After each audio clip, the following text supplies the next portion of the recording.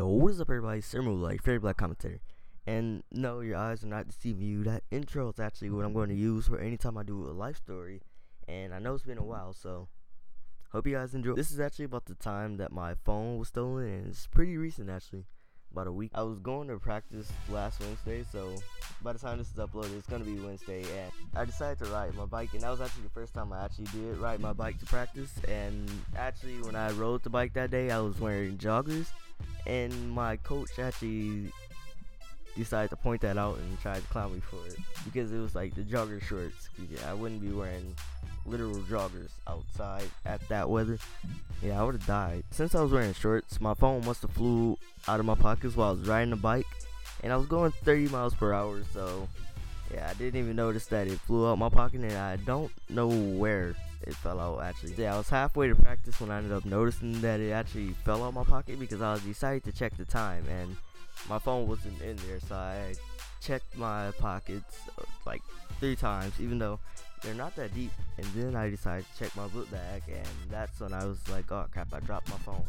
So I ended up riding all the way back home, and then to practice, still checking the ground each time I went there and back, but it wasn't there, so I just went to practice and said forget it. After practice, AlfaWolf needed to use my phone to actually call home, so I didn't have my phone, so I just went to the gas station with him to get a brisk. And yeah, he actually wasn't a Scrooge this time, because usually if you know AlfaWolf, he's like a stickler when it comes to money. He won't give you anything.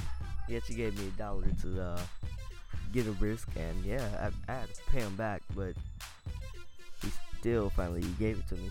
It was then when I ended up walking home with him to see if I can find my phone, and if we did find it, then I was gonna let him use it wherever I found it, and then that's when I was gonna go home. And yeah, because of this guy, I had to walk my bike instead of actually ride. Even with him checking with me, I didn't find it, so I just said forget it. I had to go home and tell my mom that I didn't have the phone. So yeah, the next day is when I went to practice, and after practice, I did decide to ride my bike there. So it was YOLO, because I didn't find my phone and it wasn't in my pocket, so there was nothing to worry about there.